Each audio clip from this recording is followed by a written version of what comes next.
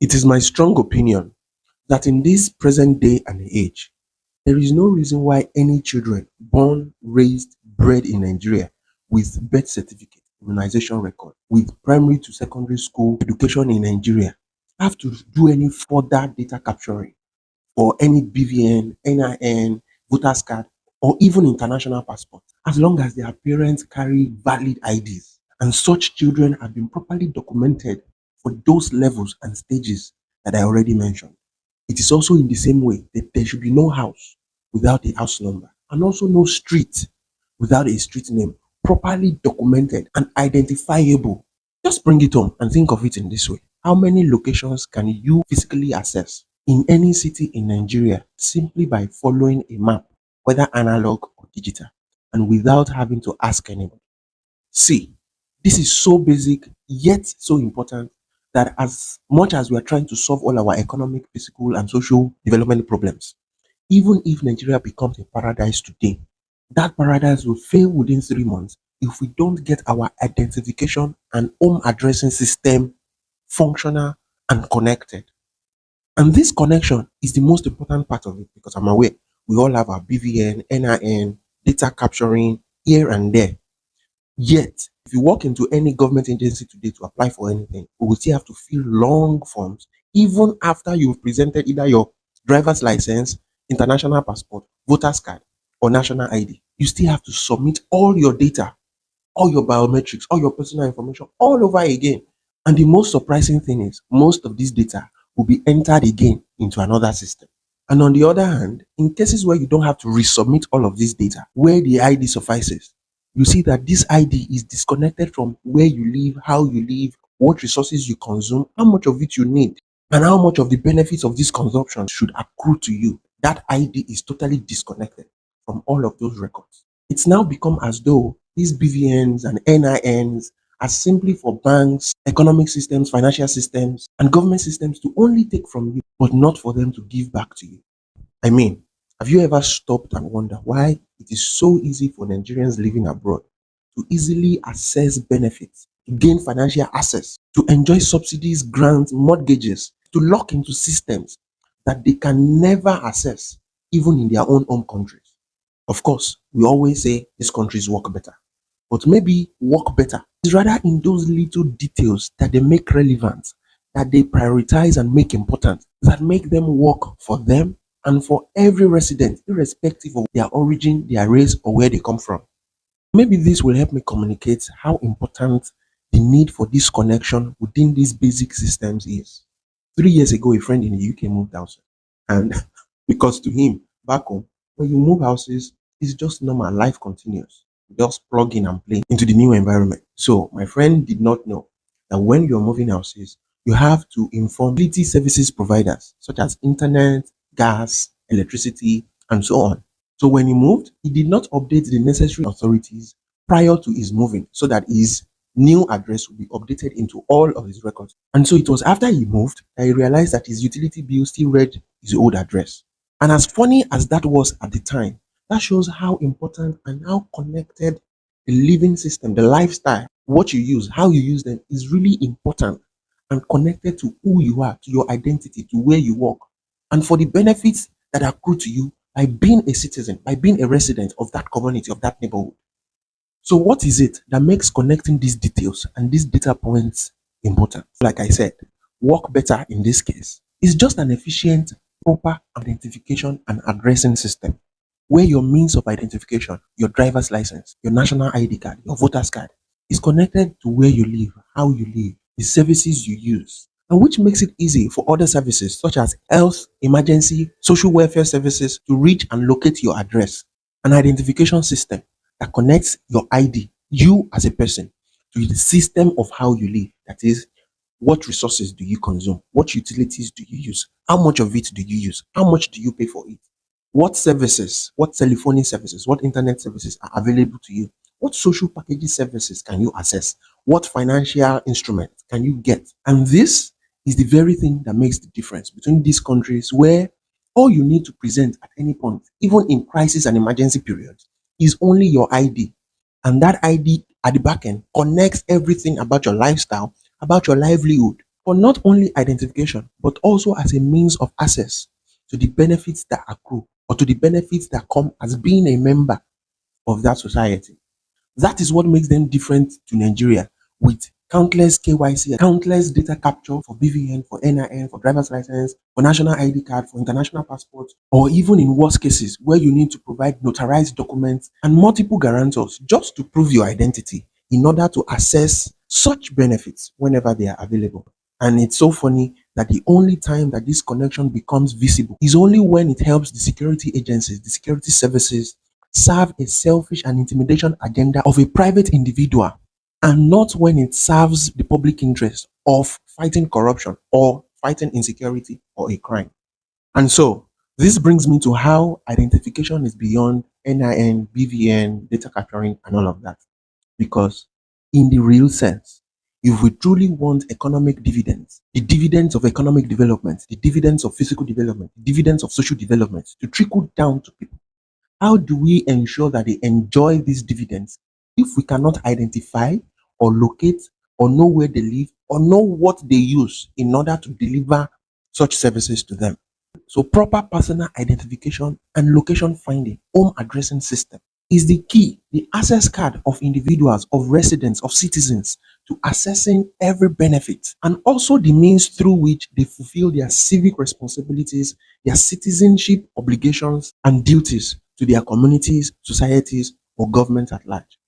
And this is important because if we say that development is grassroots, if we say growth and transformation is grassroots, how then do we take development to the grassroots? How then do we deliver benefits or services to the people at the grassroots if every time we have to call them to send their Google location or Google coordinates? And if that works, what about those that do not have a phone that can send coordinates? How then do we ensure that those people also are included in transformative programs or economic development opportunities? And it's such a big deal for Nigeria because most Nigerians can't describe their home address without using a landmark.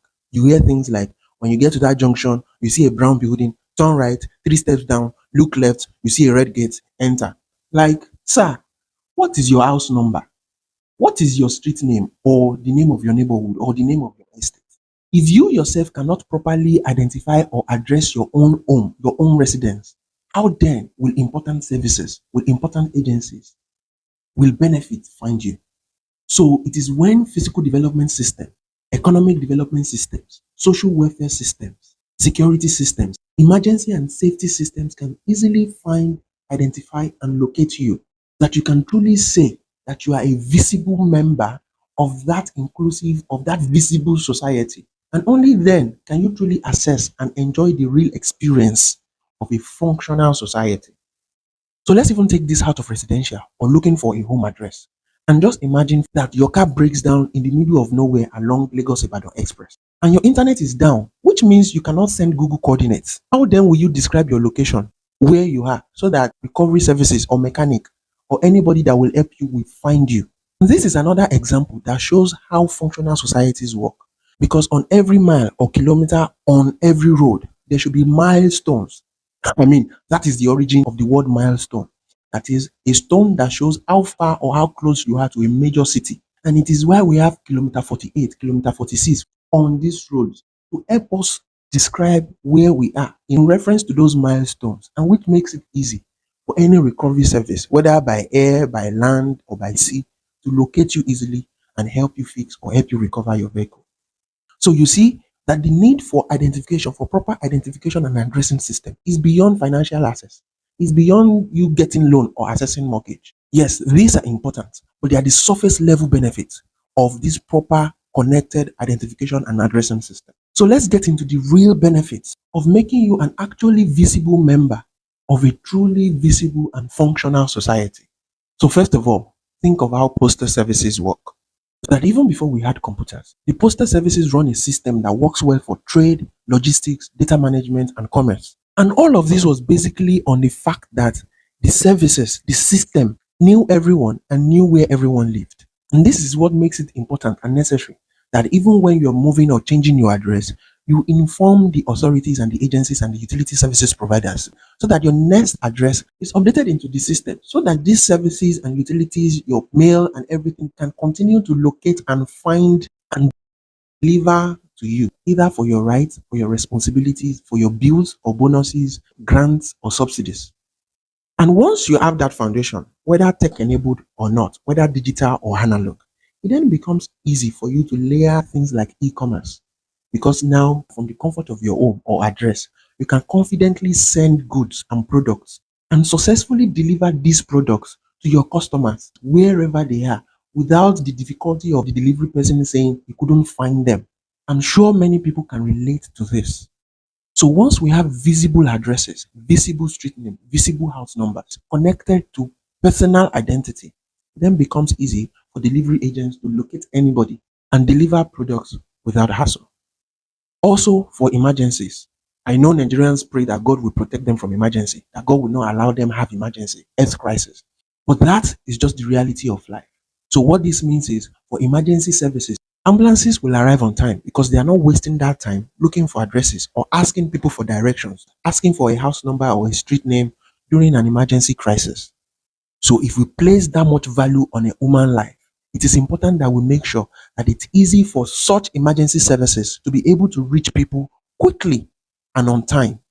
Another thing that this will help us achieve is that government can then extend its formal cover, its formal benefits and formal support to even those that work and operate within the informal sector. Those that do not work for government agencies or ministries or parastatals, those that work in private, in the informal economy, because now their identity and records and history are connected and tied together in one accessible data point. They can then enjoy the benefits of a truly inclusive neighborhood or community or state or nation. Another angle to this, as you've heard me say a lot of times about land value capture, this intentionality of house numbering and street naming will help the government precisely map property and neighborhood boundaries and properly assess or predict their economic worth or economic characters accurately. I have said earlier that this is important for income responsive city planning, as now city planning, zoning, land use planning is based on context rich data that helps the government know the kind of people, the caliber of people that it is planning for. And when the government can do that, this will improve infrastructure planning. Even our physical development will become better because now the focus on revenue first, that revenue first planning will then reduce because now that everybody, their identity, where they live, how they live, is connected into one database that the government can see and access, it then makes it easy for revenue to be collected without revenue loss. Even tax fraud becomes reduced. But at the same time, the system also helps ensure fairness in revenue collection so that people are not overtaxed.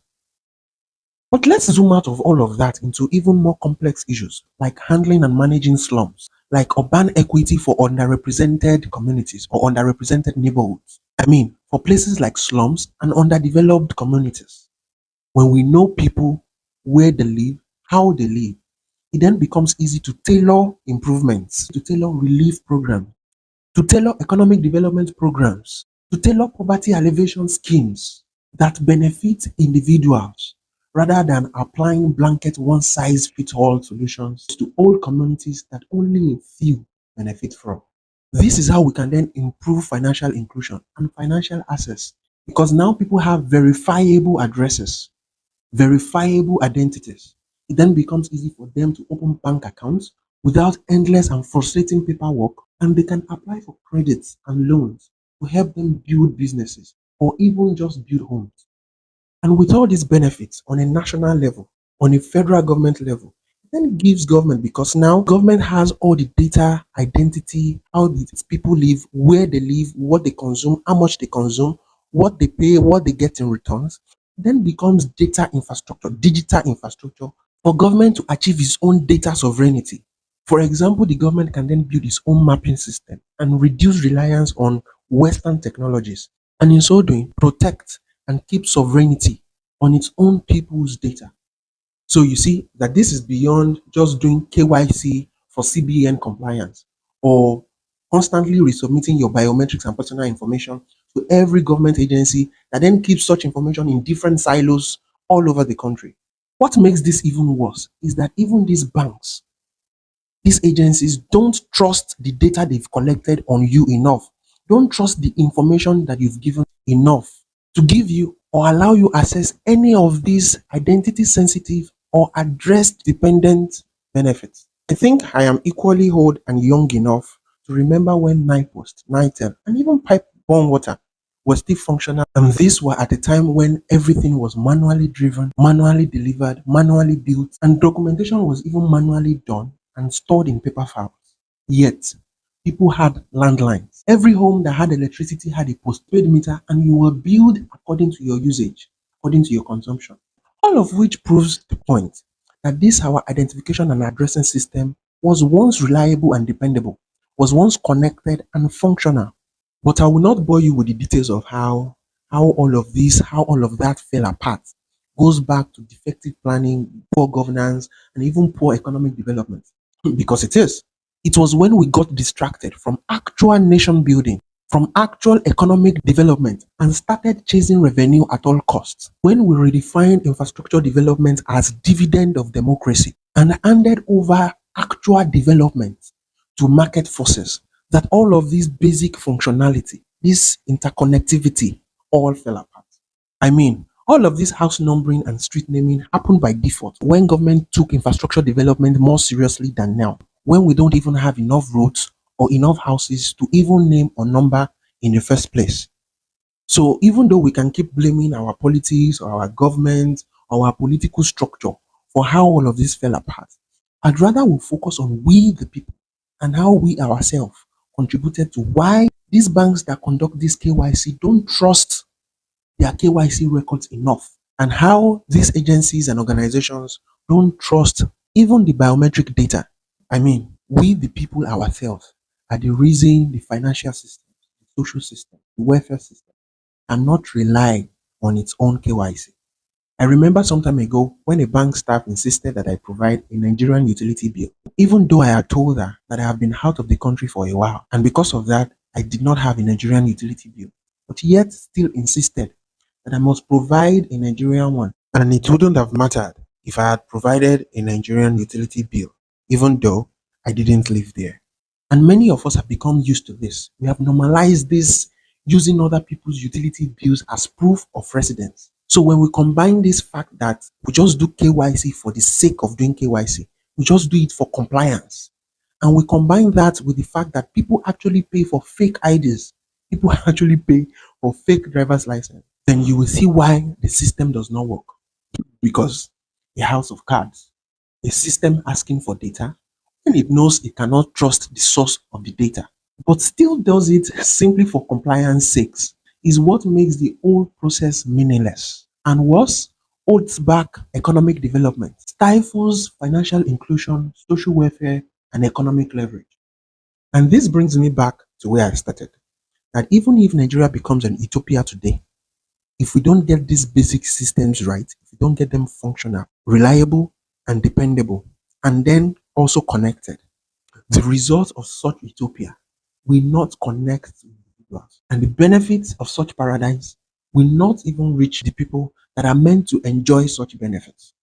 By building a proper identification system is how we activate the local economy. For example, in the same way we have a central treasury account, we can also have a central identification database where police, immigration, and every other ministries are endpoints to update this data. For example, family and life incidents, family and life records can be updated by the necessary ministries.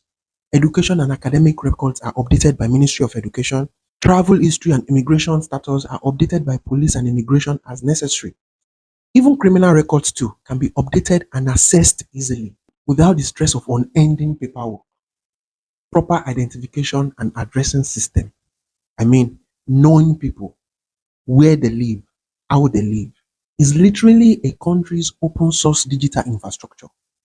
The digital infrastructure for smart city development, the digital infrastructure for connecting urban growth to finance. It is also the foundation for trust, the trust with which we can monetize this digital infrastructure for economic access, for economic leverage, and economic value.